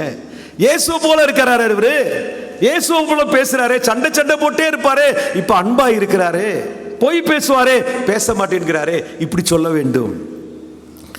யோசேப்புக்குள்ளாக ஆண்டவருடைய ஆவி இருந்ததை அவர்கள் பார்த்தார்கள். 25ஆம் வசனம், the dreams of Pharaoh are one and the same. யோசேப்பு சொல்கிறார், God has revealed to Pharaoh what he is about to do. அங்கே வாசிக்கிறோம், அப்பொழுது யோசேப்பு பார்வோனை நோக்கி, பார்வோனின் சொப்பனம் ஒன்றுதான், தேவன் தான் செய்ய போகிறது இன்னதென்று பார்வோனுக்கு நான் இல்லைங்க. யோசேப்பு பேரையும் புகழையும் தனக்குன்னு எடுத்துக்கிறல, நான் தான் காட்டி கொடுத்தேன், நான் தான் எல்லாத்தையும் சொன்னேன்னு சொல்லல. ஆண்டவர் எனக்கு வெளிப்படுத்தினார், இது ஆண்டவர் கொடுத்ததுன்னு கர்த்தருக்கு மகிமையை செலுத்தினார். அருமையானவர்களே, ரிஃப்ளெக்ஷன் கொஸ்டின்ஸ், சிந்தித்து பார்க்க வேண்டிய கேள்விகளை பாருங்க. Can others see that God is with you? ஆண்டவர் உங்களோடு இருக்கிறார் என்பதை உங்களோடு பழகுகிற நண்பர்கள், உடன் ஊழியர்கள், நண்பர்கள், மற்ற உறவினர்கள் பார்க்க முடிகிறதா? Are we successful in our studies and jobs?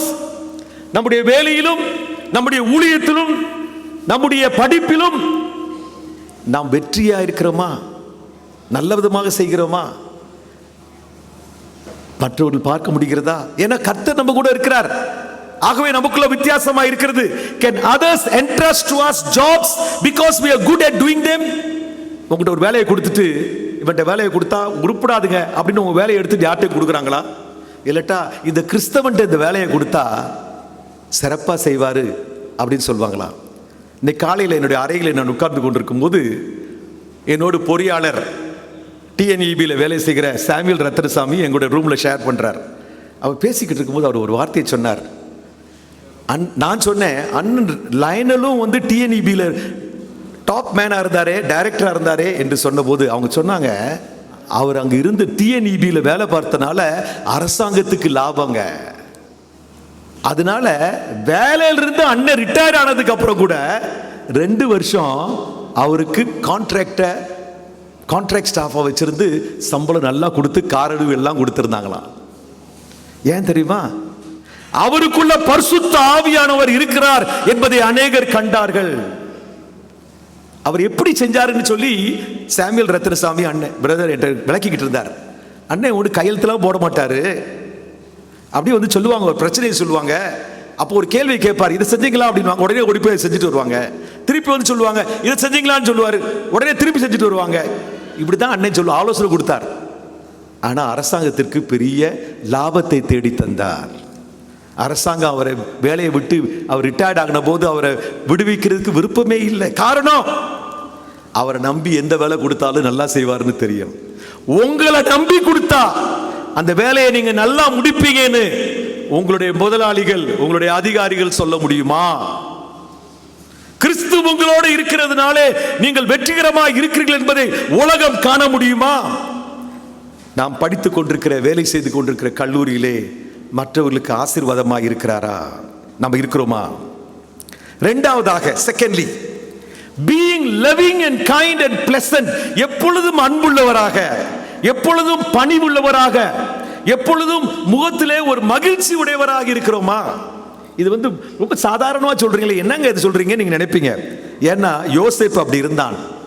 40ஆம் அதிகாரம், ஆதியாகமம் 40ஆம் அதிகாரம், I am talking about practical Christianity, not theology. இறையிலை பற்றி நான் பேசவில்லை, ஆனால் நடைமுறை கிறிஸ்தவத்தை பேசுகிறேன். இதுதான் உலகம் தேடுகிறது. ஆதியாகமம் 40ஆம் அதிகாரம் 6ஆம் 7ஆம் வசனத்திலே வாசிக்கிறேன். காலமே யோசேப்பு அவரிடத்திலே போய் அவர்களை பார்க்கும் போது அவர்கள் கலங்கி இருந்தார்கள். எல்லாம் ஜெயில இருக்காங்க, யோசேப்பும் ஜெயில இருக்கிறான். அங்க ஒரு தலையாரின் அதிபதி அவனும் அங்க இருக்கிறான், பானபாத்திரக்காரனும் அங்க இருக்கிறான், மற்றவங்களும் ஜெயில இருக்கிறாங்க. அப்ப யோசேப்பு காலையிலே எந்திரிச்சு என்ன பண்றாரா, அவங்க கலங்கி இருக்கிறதே பார்த்தான். அவங்க கலக்கத்தோடு இருக்கிறாங்களா பார்த்துட்டு, அப்பொழுது அவன் தன் எஜமானுடைய வீட்டில் தன்னோடு காவல் பண்ணப்பட்டிருந்த பார்வோனுடைய பிரதானிகளை நோக்கி, உங்கள் முகம் இன்று துக்கமாய் இருக்கிறது ஏன் என்று கேட்டான். இன்னைக்கு யார்ட்டையா போய் நீங்க நல்லா இருக்கீங்களான்னு கேட்க மாட்டோம். இல்லை நல்லா இல்லைன்னு சொல்லிட்டா பிரச்சனை தீர்த்துருவீங்களா அப்படின்னா யார்ட்டையும் கேட்க மாட்டோம். ஆனால் கேட்கணுங்க, அவங்கள பார்த்து நீங்கள் எப்படி இருக்கிறீங்க, why are you sad? நாளைக்கு அலுவலகத்திற்கு போய், பள்ளிக்கூடத்திற்கு போய், உங்களுடைய பல்கலைக்கழகத்துக்கு போய் துக்கத்தோடு வருகிற உடன் ஊழியரை பார்த்து, மாணவரை பார்த்து ஏன் நீங்க கவலையா இருக்குன்னு கேளுங்களேன். யாருமே கேட்காத ஒரு கேள்வி அவங்க கேட்கிறாங்களே. எத்தனை பேர் குடும்பத்தில் கணவன் மனைவி பிரச்சனையோடு வருகிறாங்க, அதை பார்த்துட்டு அவங்க முகத்தில் அவங்க சோர்வா இருக்கிறத பார்த்துட்டு கவலைப்படாமல் போயிடக்கூடாது. எப்படி இருக்கிறீங்க? ஆப்பிரிக்காவில் நான் படித்த 3 பாடம். ஆப்பிரிக்காவில் நீங்கள் ஊழியம் செய்யணும்னா, ஒரு அலுவலகத்துக்கு போறீங்கன்னா, ஏதாவது வேலை நடக்கணும்னா வேலையை உடனே அந்த அப்ளிகேஷன் கொடுத்தா வேலையை எடுக்க மாட்டாங்க. 3 கேள்வி கேட்கணும். ஹவ் ஆர் யூ டுடே, இன்றைக்கு நீங்கள் எப்படி இருக்கீங்கன்னு கேட்கணும் முதல் கேள்வி. சிங்கப்பூர் அதை கேட்டேன்னா என்ன மேலையும் கீழையும் பார்க்குறாங்க, இவன் ஏன்டா கேட்குறான், வேலை வந்தால் வேலையை முடிச்சுட்டு போக வேண்டியதானே. ஆனால் ஆப்பிரிக்காவில் கேட்பாங்க ஹவ் ஆர் யூ, அடுத்து நல்லா தூங்குனீங்களா, did you sleep well, குனியும்பா Quli புவாஞ்சி அப்படின்னா உங்கள் குடும்பத்தில் உள்ளவங்களாம் எப்படி இருக்கிறாங்க, முலி புவாஞ்சி அப்படின்னா எப்படி இருக்கிறீங்க, அந்த பாஷையை கற்றுக்கொண்டேன். ஆகவே இதை பேசும்போது அவங்க ரொம்ப சந்தோஷம். இது உலகத்தில் பிராக்டிஸ் பண்றாங்க, கிறிஸ்தவங்க ரொம்ப பிராக்டிஸ் பண்ணணும்.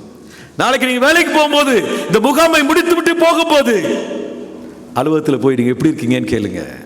மற்றவங்களை பார்த்து கேளுங்க. கவலையோடு இருந்தானா ஏன் கவலையா இருக்கிறீங்க, முகம் வாடி இருக்குதே ஏன்னு கேளுங்க. It will open the door for you to share the love of Christ. ஆகவே யோசேப்பு அன்புள்ளவனாக இருந்தான். 40ஆம் அதிகாரம் 7ஆம் வசனத்தில் why are you sad ன்னு கேட்டது மட்டுமல்ல, ஆகவே இரண்டாவதாக எப்பொழுதும் மற்றவர்கள் மேல் அக்கறை காட்டுகிறவர்களாக, அன்புள்ளவர்களாக விசாரிக்கணும். நடைமுறையில் விசாரிங்க. ஏன் கவலையா இருக்கிறீங்க, என்ன பிரச்சனை அப்படின்னு கேளுங்க. அவங்க பிரச்சனையை சொன்னா அவங்க பிரச்சனை உங்க பிரச்சனையை ஆயிரும் நினைக்காதீங்க. ஆகாது. ஆண்டவர் நமக்கு உதவி செய்வார். அவர்களுக்கு உதவி செய்ய எப்படியாவது கேள்விகள், reflection questions. Are we living and pleasant at our workplaces? வேலையிடத்திலே அன்புள்ளவராக, புன்சுரிப்போடு, மலர்ந்த முகத்தோடு நாம் காணப்படுகிறோமா? Do we care to be kind to those who are sad? கவலையோடு இருக்கிறவர்களிடத்திலே அன்பாக விசாரிக்கிறோமா? Can others take confidence in us and share their difficulties and troubles in life? ஒரு முறை என்னோடு வேலை பார்க்கிற என்னுடைய முதல் அதிகாரி, சியூபிங்னு ஒரு அதிகாரி, வைஸ் பிரசிடென்ட், அவங்க சும்மா ஒரு நாள் கேட்டேன், இன்னைக்கு ரொம்ப சோர்வாக இருக்கிறீங்களே ஏன் அப்படின்னு கேட்ட உடனே அவங்க மனசோட, ஏன் வாசன் கேட்குறீங்க அப்படின்னு கேட்டாங்க. நான் சொன்னேன், உங்கள் முகத்தை பார்த்தா என்னைக்கு இல்லாத போல இருக்குது, இன்னைக்கு ரொம்ப வருத்தத்தோடு இருக்கிறீங்கன்னு. அப்போ குடும்ப பிரச்சனைலாம் சொல்ல ஆரம்பித்தாங்க. அவங்களுக்காக நான் ஜெபம் பண்ணேன், அவங்களுக்கு சுவிசேஷத்தை அறிவிக்க முயற்சி பண்ணேன். அருமையானவர்களே, சுவிசேஷத்தை நேராக அறிவிக்க வேண்டியதில்லை, ஆனால் அக்கறையோடு அவர்களை விசாரிக்கும் பொழுது நாம் அன்புள்ளவர்கள், நாம் நமக்காக வாழவில்லை, மற்றவர்களுக்காக வாழ்கிறவர்கள் கிறிஸ்தவர்கள் என்பதை உலகம் புரிந்து கொள்ளும். Be kind and pleasant at the workplace. இரண்டாவதாக, நடைமுறை வாழ்க்கையிலே சுவிசேஷத்தை எப்படி நீங்கள் வாழ்ந்து காட்ட முடியும்? மூன்றாவதாக, be sensitive to others' needs. மற்றவருடைய தேவை என்ன என்பதை கண்டுபிடிக்க வேண்டியது நம்முடைய பொறுப்பு. ஆதியாகமம் 40ஆம் அதிகாரம் 8ஆம் வசனம். We both had dreams. ரெண்டு பேரும் சொல்றாங்க. உடனே அவன்கிட்ட சொல்றாங்க, எங்க ரெண்டு பேருக்கும் ஒரு கனவு வந்தது, but there is no one to interpret them. அந்த கனவுக்கு அர்த்தத்தை கொடுக்க எங்களுக்கு தெரியவில்லை. அப்போ யோசா அப்பா அவனை பார்த்து சொல்றான், எனக்கு கண்டுபிடிக்க முடியாதுங்க உங்க கனவு, ஆனா நான் வணங்குகிற இயேசுவுக்கு தெரியும். Be sensitive to the needs of others. மற்றவருடைய தேவைகளை குறித்து நீங்கள் அக்கறை காட்டுங்க. இன்னொரு சம்பவத்தை பாருங்க. 2 ராஜாக்களின் புத்தகம் 5ஆம் அதிகாரம் முதல் வசனத்திலிருந்து, 2 ராஜாக்களின் புத்தகம் 5ஆம் அதிகாரம் 1ஆம் வசனத்திலிருந்து 5ஆம் வசனம் வரைக்கும் அங்க ஒரு பணிப்பெண்ணை குறித்து வாசிக்கின்றோம். நான் வாசிக்கின்றேன். அங்கே நாகமான் என்ற ஒரு படைத்தலைவனை குறித்து வாசிக்கிறோம். அவன் ஒரு பெரிய புகழ் பெற்றவன், நல்ல பொறுப்பிலே இருந்தவன் அவன். ஆனால் அவனுக்கு குஷ்டரோகங்க. அந்த குஷ்டரோகம் அவனுக்கு இருந்தது. அப்படின்னா அவன் கையெல்லாம் அந்த குஷ்டரோகத்தை மூடி இருந்திருப்பான். ஆனா அவன் என்ன பண்றானா, இந்த அவன் வீட்டில் ஒரு வேலைக்காரி இருந்தாள். நாகமானுடைய மனைவிக்கு ஒரு வேலைக்காரி இருந்தாள். அந்த வேலைக்காரி அவனுடைய எஜமாத்தியை பார்த்து 3ஆம் வசனத்தில் என்ன சொல்கிறாளாம், அவள் தன் நாச்சியாரை பார்த்து, என் ஆண்டவன் சமாரியாவில் இருக்கிற தீர்க்கதரிசியின் இடத்தில் போவாரானால் நலமாயிருக்கும். அங்க போனா தீர்க்கதரிசி இருக்கிறாரு, அவர்கிட்ட போனா நலமாயிருக்கும், அவர் இவருடைய குஷ்டரோகத்தை நீக்கி விடுவார். நான் அடிக்கடி சிந்திச்சு பார்க்கிறேன் எப்படி அவனுக்கு குஷ்டரோகம் இருந்துன்னு கண்டுபிடிச்சா. அவ வேலை வீட்டில் பணிவிடைக்காரியாக வேலை செய்யறது தான். ஆனா அதையும் கடந்து தன் எஜமானுக்கு ஒரு பிரச்சனை இருக்கிறது என்பதை கண்டுபிடிக்கின்றாள். தன் எஜமாட்டி கவலையோடு இருக்கிறாள், கணவன் குஷ்டரோகியா இருக்கிறான் என்பதை பார்த்து மனைவி கவலையோடு இருக்கிறாள் என்பதை அறிந்த அந்த பணிப்பெண் அவளிடத்திலே, நாகமான் குஷ்டரோகத்தை சுகப்படுத்தக்கூடிய ஒரு தீர்க்கதரிசி இருக்கிறார், அவர் வணங்குகிற உண்மை தெய்வம் அவருக்கு உதவி செய்யும் என்று காட்டுகிறார். 15ஆம் வசனம், அதே அதிகாரம் 15ஆம் வசனம். நாகமான் இப்பொழுது தீர்க்கதரிசியின் இடத்திலே போய் சுகமடைந்து விட்டு வந்து விட்டான். அப்பொழுது நாகமான் என்ன சொல்றான் பாருங்க. Behold, I know that there is no God in all the earth but in Israel. இஸ்ரவேலிலே இந்த தெய்வத்தை காட்டிலும் வேறு தெய்வமே இல்லை என்று ஒரு புறஜாதியான் சொல்லுகிறான். அதற்கு காரணமாக இருந்தது யார்? இந்த பணிப்பெண். ஏன் தெரியுமா? அவனுடைய உணர்வு பூர்வமான சரீர தேவையை அறிந்திருந்தாள். அருமையானவர்களே, நீங்களும் நானும் கண்டுபிடிக்கணும். நம்ம கூட வேலை செய்கிறாங்க பார்த்தீங்களா, படிக்கிறாங்க பார்த்தீங்களா, நம்ம கூட பக்கத்து வீட்டில் இருக்காங்களே, அவங்களுடைய தேவை என்ன, ஃபெல்ட் நீட் என்ன, உணரக்கூடிய தேவை என்ன என்பதை கண்டுபிடிக்கும் பொழுது அதை பூர்த்தி செய்வதற்கு வாய்ப்புகளை ஆண்டவர் கொடுப்பார். Felt need evangelism. You will never know till you try to reach them how accessible men are. But when you approach each man by the right door, சரியான வாசல் வழியாக ஒரு மனிதனை நீங்கள் தேடி போகும் பொழுது நீங்க ஆச்சரியப்படுவீர்கள், எப்படி அந்த மனிதன் உங்களுடைய சுவிசேஷத்தை கேட்க அவன் ஆயத்தமாக இருக்கிறான் என்று. சரியான பாதையிலே. இதை சொன்னவர் ஹென்றி வாட் பீச்சர். ஆகவே நீங்களும் நானும் என்னத்தை கண்டுபிடிக்கணும் என்று சொன்னால், felt need, மற்றவருடைய உணர்வு பூர்வமான தேவைகளை கண்டுபிடிக்கும். felt need evangelism, something அப்படியே அவங்க தேவையில என்ன தேவை இருக்கு, கூட வேலை செய்யறவருடைய தேவை என்ன இருக்கிறது, அதுக்கு என்ன பதில் உங்ககிட்ட இருக்குது என்பதை அவர்கிட்ட நீங்கள் பகிர்ந்து கொள்ள முடியும். இதான் right evangelism, meeting a real immediate need. உடனடி தேவைகளை சந்திப்பதன் மூலமாக, உடனடி தேவைகளை, பணம் சம்பாதிக்காக பள்ளிக்கூடம் அல்ல, பணம் சம்பாதிப்பதற்காக கல்லூரிகள் அல்ல, பணம் சம்பாதிக்காக மருத்துவமனை அல்ல, ஆனால் அந்த பள்ளி, அந்த பள்ளிக்கூடம் இதன் மூலமாக சுவிசேஷத்தை அறிவிப்பதற்கு. இங்க அண்ணன் உட்கார்ந்துருக்கிறாங்க, அண்ணன் ஹென்றி பேசிங்கர் உட்கார்ந்துருக்காங்க. அவங்களுடைய தாயார் பேசிங்கர் அம்மையார். அவங்க மதுரையில் நேரு ஸ்கூல்னு ஒரு ஸ்கூல் வச்சிருக்கிறாங்க. அந்த ஸ்கூல் மூலமாக இயேசுவை அறிந்து கொண்டவர்கள் நூற்றுக்கணக்கான, ஆயிரக்கணக்கான பிள்ளைகள் அதற்கு பயன்பட்டது. மிஷனரிகள் என்ன செய்தார்களோ அதை இன்றைக்கு ஆசீர்வாத இளைஞர் இயக்கத்தில் இருக்கிற சகோதர சகோதரர் செய்திருக்கிறாங்க, பங்காளர்கள் செய்யறாங்க, மக்களுடைய தேவையை சந்திக்கிறாங்க, அதன் மூலமாக வாசல் திறக்கிறது. நீங்களும் போய் உங்களுடைய சமுதாயத்திலே, உங்களுடைய கிராமத்திலே மக்களுக்கு என்ன தேவை என்றதை கண்டுபிடிங்க. அதன் மூலமாக சுவிசேஷத்தை அறிவிக்க உங்களுக்கு வாய்ப்பு இருக்கும். இயேசு அதை செய்தார். கேள்விகள். Do we know the felt needs of others? மற்றவருடைய உணர்வுபூர்வமான தேவைகள் என்பதை, உங்களுடைய நண்பர்கள், உறவினர்கள், கூட படிக்கிறவர்கள், வேலை செய்வருடைய தேவை என்பதை உங்களுக்கு தெரியுமா? அவருடைய பிரச்சனையை கண்டுபிடிக்க முயற்சி செய்கிறீர்களா? அதற்காக ஜெபிக்கிறீர்களா? ஜெபிக்க ஆரம்பிங்க. ஆண்டவர் ஒரு வாய்ப்பை கொடுப்பார். ஒரு நாள் அவங்க உங்ககிட்ட வருவாங்க, உதவி கேட்டு வருவாங்க. அப்பொழுது இயேசுவை நீங்கள் அறிமுகம் செய்வீர்கள். நான்காவதாக, நேர்மை உள்ளவராக, உண்மை உள்ளவராக, உத்தமமான மனிதனாக நீங்களும் நானும் வாழ வேண்டும். பாவம் நிறைந்த உலகத்திலே அநியாயம் நடக்கிறது, அக்கிரமம் நடக்கிறது, நேர்மை என்ற வார்த்தைக்கே அர்த்தமில்லை இன்றைக்கு உலகத்திலே. அந்த இடத்திலே இயேசுவுக்கு வாலிபர் அல்லது ஆசீர்வாத இளைஞர் இயக்கத்தைச் சேர்ந்த நண்பர்கள் நாம் எல்லாரும் உண்மை உள்ளவர்களாக, நேர்மை உள்ளவர்களாக இருக்க வேண்டும். தானியேல் புத்தகத்திலே, தானியேல் 6ஆம் அதிகாரம் 3ஆம் 4ஆம் வசனத்திலே, அங்கிருந்த அதிகாரிகள் எல்லாம் தானியேலிடத்திலே குறை கண்டுபிடிக்க முயற்சி செய்தார்கள். ஆனால் அவனிடத்தில் எந்த ஒரு குறையோ எந்த ஒரு பாவமோ இல்லையா, அவனிடத்தில் ஒரு நேர்மை குறைவான எந்த ஒரு குணமும் இல்லையா. வேலையிடத்திலே நேர்மையா இருக்கிறோமா, உண்மையா இருக்கிறோமா? நான் இப்பொழுது சர்விங் இன் மிஷன் என்ற ஒரு நிறுவனத்திலே பணியாற்றுகிறேன். ஆசீர்வாத இளைஞர் இயக்கத்தினால் உருவாக்கப்பட்ட நான் சர்விங் இன் மிஷன் என்ற நிறுவனத்திலே வேலை செய்கிறேன். அங்கேயும் மிஷன், இங்கேயும் மிஷன் தான். ஆனா ஆசீர்வாத இளைஞர் இயக்கத்திற்கு இந்த பிரசங்கம் பண்ணுவதற்காக வந்த இந்த நாட்களுக்காக விடுமுறை அப்ளிகேஷன் போட்டு வந்திருக்கிறேங்க.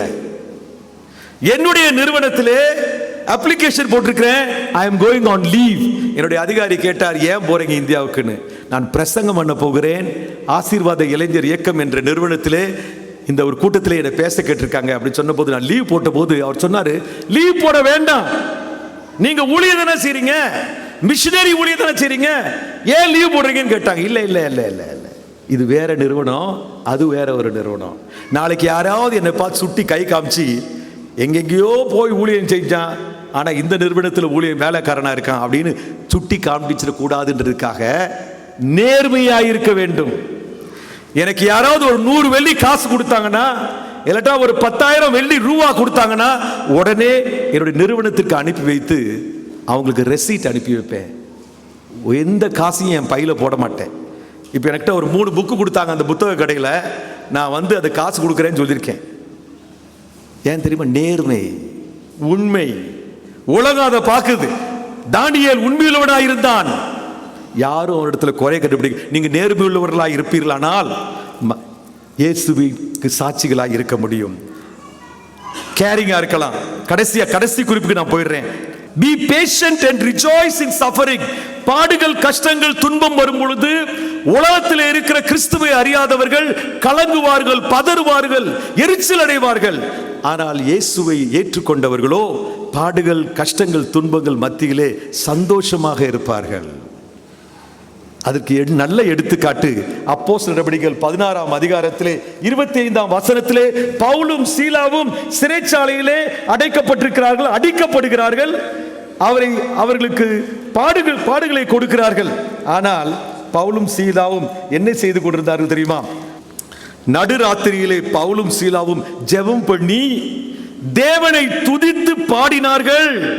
எப்படிங்க முடியும்? இயேசுவை அறியாதவன் கஷ்டத்திலே கலங்குவான். இயேசுவை சொந்த இரட்சகராக ஏற்றுக்கொண்டவன் கஷ்டத்திலே ஜெபிப்பான், துதித்து பாடுவான். இன்னைக்கு இயேசுவை அறிஞ்சவங்களும் கலங்குறாங்க, உலகத்தானும் கலங்குறாங்க, கிறிஸ்தவங்க ரொம்ப கலங்குறாங்க, ரொம்ப பதறாங்க. இப்ப நான் உங்கள்கிட்ட பேசிக்கிட்டு இருக்கும் போது எனக்கு கலக்கமே இல்லைங்க. 10 நாட்டுக்கு நான் 11 நாட்டுக்கு பொறுப்பு. நிறைய நாட்டு பிரச்சனைகள்லாம் என் தலையில இருக்கு. இருந்தாலும் சந்தோஷத்தோடு என்னால் இருக்க முடிகிறது. காரணம், இயேசு என் கூட இருக்கிறார். அவர்கள் துதித்து பாடினார்கள். அது மட்டுமல்ல, அதை கேட்டுக்கொண்டிருந்தார்கள். காவலில் நீங்க கஷ்டப்படும் போது நீங்க எப்படி நடந்துக்கிறீங்கன்றத உலகம் பார்த்துக்கிட்டு இருக்கீங்க, கேட்டுக்கிட்டு இருக்கீங்க. நீங்க என்ன புலம்புறீங்க, நீங்க எப்படி எரிஞ்செறிஞ்சு விழுகிறீங்க அப்படின்னு பார்க்குது, கேட்டுக்கிட்டு இருக்கு. ஆனா இவர்கள் துதித்து பாடினார்கள். 30ஆம் வசனத்தை பாருங்க. 30ஆம் வசனம், அவர்களை வெளியே அழைத்து கொண்டு வந்து, ஆண்டவர்மாரே ரட்சிக்க கொண்டதற்கு நான் என்ன செய்ய வேண்டும் என்று கேட்டானா. சிறைச்சாலைக்காரன் உள்ள போய் அடைச்சவன் கேட்கிறான், நான் ரட்சிக்கப்படுறதுக்கு நான் என்ன செய்யணும், வழி சொல்லுங்கன்னு கேட்கிறானா. prison officer is asking him, what should I do to be saved? இது எப்படி நடந்துச்சு? அவன் பவுலை பார்த்தான், துதிச்சு பாடுறாங்க, வித்தியாசமா இருக்கிறானே, இவனுக்குள்ள என்னமோ வித்தியாசமா இருக்கு என்று கண்டு கொண்டான். அருமையானவர்களே, இந்த லாஸ்ட் ஸ்லைடை சொல்லி காமிச்சிட்டு என்னுடைய உரையை ஒரே அடியாக முடித்து விடுகிறேன். மீண்டுமாக உங்களை பார்ப்பேனா என்று தெரியாது. என்னுடைய கடைசி வார்த்தைகள், இயேசுவினுடைய முதல் வார்த்தை என்ன? Come follow me, I will make you fishers of men. முதல்ல சொன்னார் வாருங்கள் என்று சொன்னார். அப்படின்னா என்ன அர்த்தம்? you need to let go of your past. கடந்த கால பாவம், கடந்த கால கர்த்தருக்கு பிரியமில்லாத காரியங்களை விட்டு விட்டு இயேசுவுக்கு சீஷனாக வர வேண்டும். இரண்டாவதாக நீங்க என்ன செய்ய வேண்டும்? you should follow him. இயேசுவை போல அவரை பின்பற்றி போக வேண்டும், இயேசுவை போல சிந்திக்க வேண்டும், இயேசுவை போல பிதாவுக்கு கீழ்ப்படிய வேண்டும், இயேசுவை போல நடைமுறை பாவனையிலே உலகத்திற்கு இயேசுவை காட்ட வேண்டும். follow him. இரண்டாவதாக அப்படின்னா இயேசுவால் நடத்தப்பட வேண்டும். மூன்றாவதாக இயேசுவால் உருவாக்கப்பட வேண்டும். you will be made like Jesus. இயேசு உங்களை உருவாக்குவார் என்று பார்த்தோம். எப்படி உருவாக்கப்படுகிற பரிசுத்த கருவியாக நம்ம இருக்க வேண்டும், பயனுள்ள கருவியாக உருவாக்குவார். அப்படி செய்யும் போது என்ன நடக்கும்னா, you will be fishers of men. அநேக ஆடுகளை கிறிஸ்துவுக்காக நீங்கள் ஆதாயம் பண்ணுவீர்கள். ஆத்துமாக்களை கிறிஸ்துவுக்காக உங்களால சாதிக்க முடியும். மற்றவர்களை பார்ப்பார்கள், உங்களை பின்பற்றி வருவார்கள். உங்கள் வாழ்க்கை அவங்களோடு பேசும். வார்த்தையினாலே இயேசுவுக்குள்ளாக ரட்சிப்புக்குள் நடத்துவீர்கள். அநேக ஆத்துமாக்களை கிறிஸ்துவுக்காக ஆதாயம் பண்ணுவீர்கள். அதுதான் ஆண்டவருடைய விருப்பம். கடைசி வசனத்திற்கு போகிறேன். இயேசு சொன்ன கடைசி வார்த்தையோடு நான் முடிக்கிறேன். நீங்கள் உலகமெங்கும் போய் சர்வ சிருஷ்டிக்கும் சுவிசேஷத்தை பிரசங்கித்து சீஷர்களை உருவாக்கி பிதா குமாரன் பரிசுத்த ஆவி நாமத்தினாலே அவருக்கு ஞானஸ்தானம் கொடுங்கள் என்று இயேசு சொன்னார். மத்தேயு 28:18-20 நான் இயேசு சொன்ன முதல் வார்த்தையும் இயேசு சொன்ன கடைசி வார்த்தையும் நினைக்கிறேன். மத்தேயு 4:19 சீஷனாக வாழ்வது, இயேசுவை பின்பற்றுவது, மற்றவர்களை இயேசுவிடத்தை கொண்டு வருவது. மத்தேயு 28 என்ன? கிரேட் கமிஷன், பெரிய ஆணை என்ன? முதல்ல கம்னு சொன்னாரு, இங்க என்ன சொல்றாரு? கோன்னு சொல்றாரு. இயேசுவினிடத்தில் வந்தவர்கள் இப்பொழுது போங்கள் என்று சொல்லுகிறார். பாருங்க, you need to come to Jesus before you can go for Jesus. இயேசுவுக்காக நீங்கள் போக வேண்டுமானால் இயேசுவிடத்திலே வர வேண்டும், இயேசுவை போல வாழ வேண்டும், இயேசுவை போல வாழ்ந்து மற்றவர்கள் இருக்க வேண்டும். அப்பொழுது ஆண்டவர் என்ன சொல்வார்? இந்த சித்தேரி மலையிலிருந்து நீங்கள் போங்கள் போங்கள் என்று உங்களை அனுப்புவார். அது மட்டுமல்ல, உங்களை உருவாக்குவார். அங்கே நான் உங்களை உருவாக்குவேன் என்று சொல்கிறார். நீங்கள் இங்க என்ன சொல்றாரு? நீங்க சீஷர்களை உருவாக்குங்கள் என்று சொல்கிறார். நீங்கள் உருவாக்கப்பட்டால் தான் மற்ற சீஷர்களை உங்களால் உருவாக்க முடியும். Only a disciple of Jesus can produce disciples. Only a godly Christian can produce godly Christians. ஆகவே நீங்கள் உருவாக்கப்படுவீர்கள் சீஷர்களாக. நீங்கள் உலகமெங்கும் போய் சீஷர்களை உருவாக்குவீர்கள். Make disciples as I made you. அதுதான் ஆண்டவருடைய கடைசி வார்த்தை. எங்க? எருசலேமிலே, யூதேயாவிலே, சமாரியாவிலே, பூமியின் கடைசி பரிந்தும் நீங்கள் அவருக்கு சாட்சிகளாக இருப்பீர்கள். முதல்ல மீனை பிடிச்சிக்கிட்டு இருந்தீங்க, இப்ப சீஷர்களை தேசங்களில் உருவாக்குவீங்க. நான் மீனை பிடிச்சிக்கிட்டு இருந்தேன் தொடக்க நாட்களில் சிங்கப்பூரில், இந்தியாவில் கொஞ்ச நாட்களில். இப்ப தேசங்களை கிறிஸ்துவுக்காக நான் ஆதாயம் பண்ணுகிறேன். தேசங்களிலே இயேசுவுக்கு சீஷர்களை உருவாக்குகிறேன். அவர்கள் இன்றைக்கு தலைவர்கள் ஆகிறார்கள். அவர்கள் சுவிசேஷத்தை பல நாடுகளுக்கு கொண்டு வருகிறார்கள். ஆனா எங்க ஆரம்பிச்சது? இந்த சித்தேரி மலையில என்னுடைய ஆரம்பம்ங்க. ஆனா இன்றைக்கு உலகத்தின் முடிவு பரியந்தம் என்னை கொண்டு போய் ஆண்டவர் பயன்படுத்தி இருக்கிறார். உங்களையும் ஆண்டவர் பயன்படுத்துவாராக. அருமையான சகோதரனே, சகோதரியே, தேவன் உங்களுக்கு உதவி செய்வாராக. கண்களை மூடி ஜெபிப்போம். இந்த அருமையான காலை நேரத்திலே என்னோடும் எங்களோடும் பேசுறதற்காக உமக்கு நன்றி. வாழ்க்கை முறை மூலமாக நாங்கள் இயேசுவை நாங்கள் மற்றவர்களுக்கு அறிவிக்க முடியும், அறிவிக்க வேண்டும் என்பதை என்னோடும் எங்களோடும் இன்றைக்கு ஞாபகப்படுத்தி தெளிவாக பேசினீரே, அதற்காக ஸ்தோத்திரம் ஆண்டவரே. எங்கள் வாழ்க்கை மாறட்டும். எங்கள் வாழ்க்கையில் நீர் விரும்புகிற காரியம் காணப்படவில்லை. நாங்கள் இயேசுவை போல இல்லை ஆண்டவரே. இயேசுவை போல நாங்கள் பேசுவதில்லை, இயேசுவை போல சிந்திப்பதில்லை, இயேசுவை போல உணர்வதில்லை, இயேசுவை போல எங்களுடைய நடைமுறை பாவனை இல்லை ஆண்டவரே. அநேக சமயத்திலே நாங்கள் உம்மை ஏமாற்றி இருக்கிறோம். என்னை மன்னியும், எங்களை மன்னியும் ஆண்டவரே. இயேசுவை மற்றவர்களுக்கு எங்கள் வாழ்க்கை மூலமாய் காட்ட, பிரதிபலிக்க, உப்பாய் இருக்க, ஒளியாய் பிரகாசிக்க எங்களுக்கு உதவி செய்யும். எங்கள் வாழ்க்கையை உடைய கரத்திலே அர்ப்பணிக்கிறோம். பேசின இந்த வார்த்தையின் படியே நான் வாழ்ந்து என் வாழ்க்கையை முடிக்க எனக்கு உதவி செய்யும். இந்த வார்த்தைகளை கேட்ட இந்த அருமையான சகோதர சகோதரர்களுக்கும் நீர் உதவி செய்வீராக. நாங்கள் உமக்காக இங்கிருந்து புறப்பட்டு போய் ஒளியாக, உப்பாக பிரகாசிக்க எங்களுக்கு உதவி செய்யும். தேசங்களிலே உமக்காக சீஷர்களை உருவாக்க எங்களுக்கு உதவி செய்யும். எங்களை முழுமையாய் அர்ப்பணிக்கிறோம் ஆண்டவரே. இயேசுவின் நாமத்தினாலே வேண்டிக் கொள்கிறோம் நல்ல பிதாவே. ஆமேன்.